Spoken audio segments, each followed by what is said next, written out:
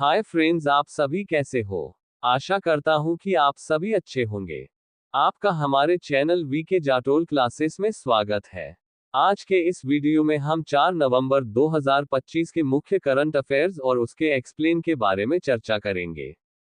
दोस्तों, वीडियो के अंत में आपसे आज के करंट अफेयर्स से जुड़ा एक प्रश्न पूछा जाएगा। जो भी उसका सही आंसर सबसे पहले कमेंट बॉक्स में देंगे, उनके नाम की घोषणा हम अपने अगले करंट अफेयर्स वीडियो में करेंगे, इसलिए वीडियो को अंत तक जरूर देखें। प्रश्न नंबर 1, हाल ही में रूस ने किस परमाणु शक्ति संचालित और परमाणु हथियारों से सुसज्जित अंडरवाटर ड्रोन का सफल परीक्षण किया है? A. Skyfall, B. Poseidon, C. Neptune, D. Boris. दोस्तों, आपका सही answer option number B Poseidon होगा। रूस ने हाल ही में अपने परमाणु शक्ति संचालित और परमाणु हथियारों से सुसज्जित अंडरवाटर ड्रोन पोसीडॉन का सफल परीक्षण किया है।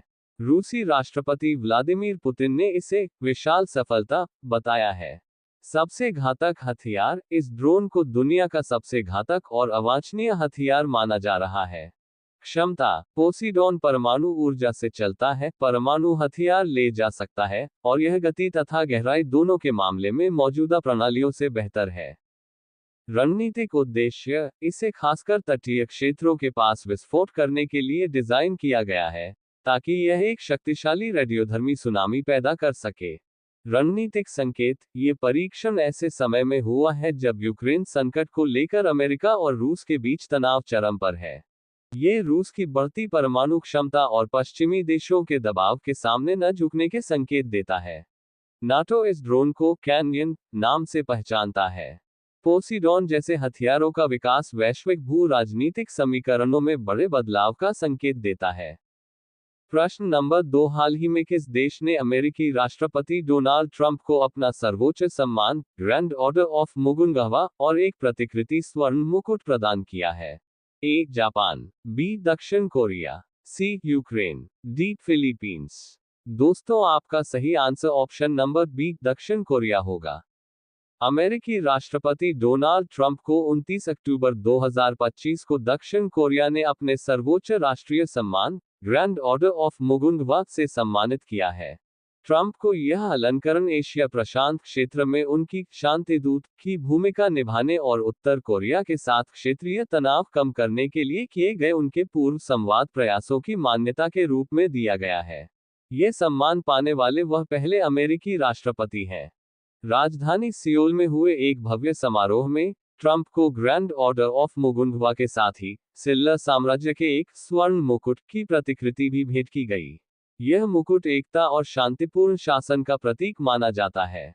आपको बता दें, ग्रैंड ऑर्डर ऑफ मुगुंगवा दक्षिण कोरिया का सर्वोच्च नागरिक सम्मान है, जिसे आमतौर पर राष्ट्राध्यक्षों को दिया जाता है, और इसका नाम देश के राष्ट्रीय फूल मुगुंगवा के नाम पर रखा गया है। दक्षिण कोरिया का ये कदम अमेरिका दक्षिण कोरिया संबंधों को और मजबूत करने वाला माना जा रहा है। प्रश्न नंबर 3, भारतीय टीम के किस दिग्गज खिलाड़ी ने पहली बार आईसीसी वनडे रैंकिंग में नंबर 1 बल्लेबाज का स्थान हासिल किया है? A. Virat Kohli, B. Shubman Gill, C. Rohit Sharma, D. KL Rahul. दोस्तों, आपका सही answer option number C Rohit Sharma होगा। भारतीय टीम के दिग्गज कप्तान रोहित शर्मा ने आईसीसी वनडे बल्लेबाजी रैंकिंग में पहली बार दुनिया के नंबर 1 बल्लेबाज का ताज हासिल कर लिया है। उन्होंने अपने ही साथी शुभमन गिल को पछाड़ते हुए यह बड़ी उपलब्धि हासिल की। 38 साल की उम्र में यह मुकाम हासिल करने वाले रोहित अब आईसीसी मेंस वनडे बल्लेबाजी रैंकिंग में नंबर 1 पर पहुंचने वाले सबसे उम्रदराज खिलाड़ी बन गए हैं। ऑस्ट्रेलिया के खिलाफ हालिया वनडे सीरीज में शानदार प्रदर्शन करते हुए, जहां उन्होंने एक नाबाद शतक सहित कुल 202 रन बनाए, रोहित ने 781 रेटिंग पॉइंट्स के साथ शीर्ष स्थान पर कब्जा किया। इस बीच शुभमन गिल 2 पायदान खिसककर अब तीसरे नंबर पर आ गए हैं। रोहित शर्मा, सचिन तेंदुलकर, महेंद्र सिंह धोनी, विराट कोहली और शुभमन गिल के बाद दुनिया के नंबर 1 वनडे बल्लेबाज बनने वाले 5वें भारतीय बन गए हैं। प्रश्न नंबर 4, आईसीसी टी20 विश्व कप 2026 की संयुक्त मेजबानी कौन से 2 देश करेंगे? ए. भारत और श्रीलंका, बी. भारत और बांग्लादेश, सी. श्रीलंका और पाकिस्तान, डी. भारत और नेपाल। दोस्तों, आपका सही answer option number A Bharat और श्रीलंका होगा। आईसीसी टी20 विश्व कप 2026 का ये बड़ा टूर्नामेंट 6 फरवरी से 8 मार्च 2026 तक आयोजित होगा, जिसकी संयुक्त मेजबानी भारत और श्रीलंका करेंगे। इस बार कुल 20 टीमें विश्व कप में हिस्सा लेंगी। मेजबान भारत और श्रीलंका के अलावा 2024 विश्व कप के प्रदर्शन के आधार पर अफगानिस्तान, ऑस्ट्रेलिया, इंग्लैंड, दक्षिण अफ्रीका सहित कई टीमें पहले ही क्वालिफाई कर चुकी हैं। रैंकिंग के आधार पर पाकिस्तान, न्यूजीलैंड और आयरलैंड भी शामिल हैं। भारत में संभावित वेन्यू में अहमदाबाद नरेंद्र मोदी स्टेडियम, मुंबई, बेंगलुरु और चेन्नई जैसे प्रमुख स्टेडियम शामिल हैं। वहीं श्रीलंका में कोलंबो और कैंडी में मैच खेले जा सकते हैं। ये विश्व कप टी20 क्रिकेट के वैश्विक विस्तार को दर्शाता है, जिसमें नेपाल, कनाडा और इटली जैसी उभरती टीमों को भी मौका मिला है। आईसीसी जल्द ही मैचों का पूरा शेड्यूल जारी करेगा।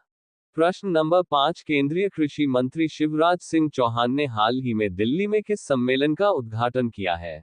ए. राष्ट्रीय कृषि नवाचार सम्मेलन 2025, बी. राष्ट्रीय ग्रामीण विकास सम्मेलन 2025, सी. राष्ट्रीय जैविक कृषि सम्मेलन 2025, डी. राष्ट्रीय एफपीओ सम्मेलन 2025।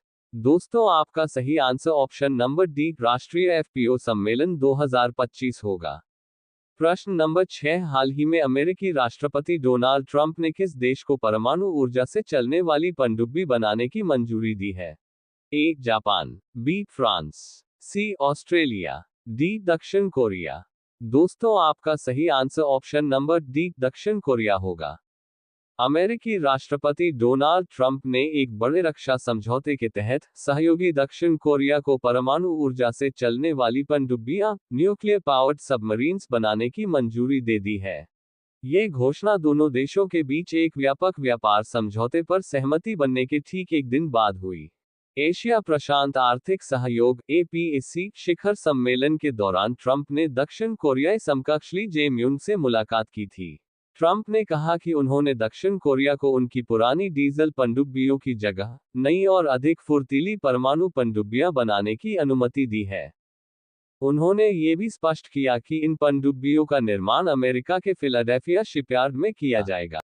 हालांकि इस फैसले के बावजूद परमाणु सशस्त्र उत्तर कोरिया के साथ तनाव अभी भी बना हुआ है। प्योंगयांग दक्षिण कोरिया की पहलों को नजरअंदाज करते हुए रूस के साथ अपने सैन्य और आर्थिक संबंधों को लगातार मजबूत कर रहा है। ट्रंप ने अपनी यात्रा के दौरान उत्तर कोरियाई नेता किम जोंग उन से कोई बैठक न हो पाने की बात भी स्वीकार की। प्रश्न नंबर 7, 8वें वेतन आयोग एथ पे कमीशन के अध्यक्ष के रूप में किसे नियुक्त किया गया है? ए. न्यायमूर्ति इंदु मल्होत्रा, बी. न्यायमूर्ति रंजना प्रकाश देसाई, सी. न्यायमूर्ति आर. भानुमति, डी. न्यायमूर्ति वी. नागरत्ना। दोस्तों, आपका सही आंसर ऑप्शन नंबर बी, न्यायमूर्ति रंजना प्रकाश देसाई होगा। प्रश्न नंबर 8, 2025 की इटालियन ग्रां प्री का विजेता कौन बना है? A. Lewis Hamilton, B. Charles Leclerc, C. Max Verstappen, D. Lando Norris. दोस्तों, आपका सही answer option number C, Max Verstappen होगा। प्रश्न नंबर 9, कुवैत के किस द्वीप पर 4000 साल पुराना दिलमुन मंदिर खोजा गया है?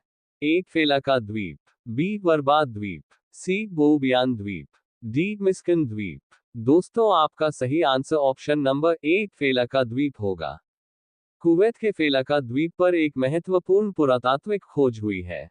एक कुवैती डैनिश दल ने यहां कांस्य युग की दिलमुन सभ्यता से संबंधित एक 4000 साल पुराना मंदिर खोजा है। यह मंदिर लगभग 1900 से 1800 ईसा पूर्व का माना जा रहा है।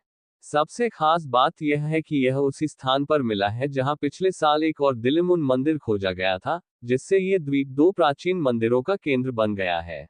पुरातत्वविदों के अनुसार ये मंदिर एक के ऊपर एक बनाए गए थे। खुदाई में मुहरें, मिट्टी के बर्तन और कलाकृतियां मिली हैं, जो बताती हैं कि यह स्थल दिलमुन काल में धार्मिक और प्रशासनिक गतिविधियों का एक प्रमुख केंद्र था। दिलमुन सभ्यता मेसोपोटामिया और सिंधु घाटी के बीच व्यापार का एक महत्वपूर्ण केंद्र थी, और फेलाका द्वीप ब्रॉन्ज एज के दौरान एक प्रमुख समुद्री व्यापारिक केंद्र था। ये खोज खाड़ी क्षेत्र के प्राचीन इतिहास, व्यापार और दिलमुन संस्कृति की धार्मिक परंपराओं को समझने में महत्वपूर्ण है। प्रश्न नंबर 10, भारत और किस देश ने ऊर्जा सहयोग को बढ़ावा देने और नई सीमा पार पारेषण लाइनों के विकास हेतु दो प्रमुख समझौतों पर हस्ताक्षर किए हैं? A. Bhutan, B. Bangladesh, C. Myanmar, D. Nepal. दोस्तों, आपका सही answer option number D Nepal होगा। भारत और नेपाल ने बिजली सहयोग को बढ़ावा देने और क्षेत्रीय ऊर्जा व्यापार को बढ़ाने के लिए दो महत्वपूर्ण समझौतों पर हस्ताक्षर किए हैं। ये समझौते भारत की पावरग्रिड और नेपाल इलेक्ट्रिसिटी अथॉरिटी (एनए) के बीच हुए हैं। इन समझौतों के तहत 400 किलोवोल्ट केवी की दो नई उच्च क्षमता वाली सीमा पार ट्रांसमिशन लाइनें विकसित की जाएंगी। इनरवाग नेपाल से न्यू पूर्णिया भारत तक, लामकी डोडोधारा नेपाल से बरेली भारत तक। इस परियोजना को विकसित करने के लिए दोनों देशों में एक संयुक्त उद्यम संस्था जॉइंट वेंचर बनाई जाएगी। परियोजना पूरी होने के बाद दोनों देशों के बीच बिजली व्यापार में काफी वृद्धि होने, ग्रिड की मजबूती बढ़ने और पूरे क्षेत्र में टिकाऊ विकास को बढ़ावा मिलने की उम्मीद है। अब ये प्रश्न आप लोगों के लिए। आप सभी लोग इसका आंसर कमेंट बॉक्स में जरूर बताएं।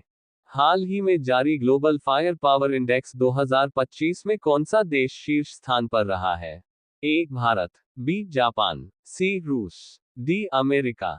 लास्ट वीडियो के प्रश्न का आंसर हमने आपसे पूछा है कि बहरीन के मनामा में आयोजित एशियाई युवा खेलों में लड़कियों की 61 किलोग्राम फ्रीस्टाइल स्पर्धा में स्वर्ण पदक किस भारतीय पहलवान ने जीता है? ए. यशिता, बी. अंशु, सी. प्रिया, डी. साक्षी। दोस्तों, आपका सही answer option number A Yashita होगा। यदि दोस्तों आपको हमारा यह वीडियो अच्छा लगा हो तो वीडियो को लाइक शेयर जरूर करें, साथ ही हमारे चैनल वीके जाटोल क्लासेस को सब्सक्राइब जरूर करें ताकि हमारे चैनल पर अपलोड होने वाली प्रत्येक वीडियो का नोटिफिकेशन आप तक तुरंत पहुंच सके।